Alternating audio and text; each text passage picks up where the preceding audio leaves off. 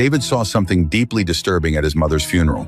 Everyone was focused on the prayer, but the nanny stood off to the side, trying to hide a smile. David became convinced the nanny had killed his mother. A few days earlier, he had seen his father and the nanny sitting together in the same car. The way they looked at each other didn't seem right. They acted like a couple who had been together for years.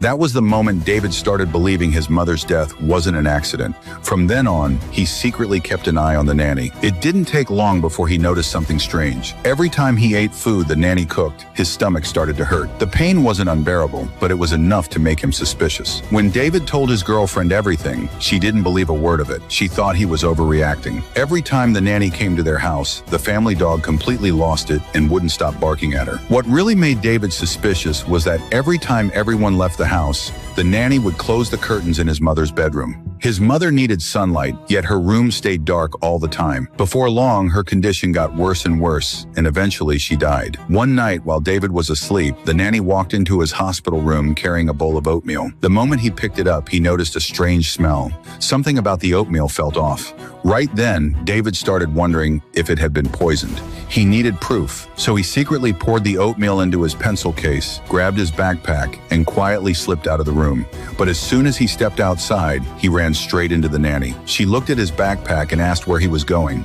David told her he was going to see a friend, then headed for the exit. A second later, she noticed something dripping from his bag and reached for a rag to wipe it up.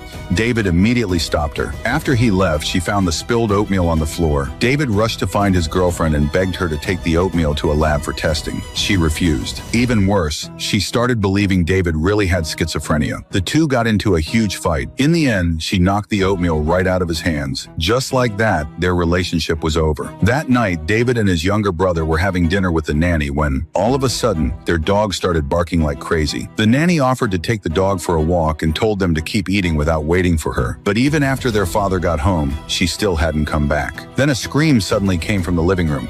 David ran toward the sound, and what he saw stopped him cold. Their dog was lying on the floor, dead. The nanny claimed it had been hit by a car, but David didn't believe her for a second. Her reaction felt fake, like she was putting on an act. In David's mind, there was only one explanation. She killed the dog. David completely lost control and demanded to know why she had done it. But at that moment, the overwhelming stress hit him all at once, and a sharp pain shot through his stomach. Before long, he was rushed to the hospital. David tried to tell his father the truth, but his father wouldn't listen. He believed David was mentally unstable and even became convinced that David had schizophrenia.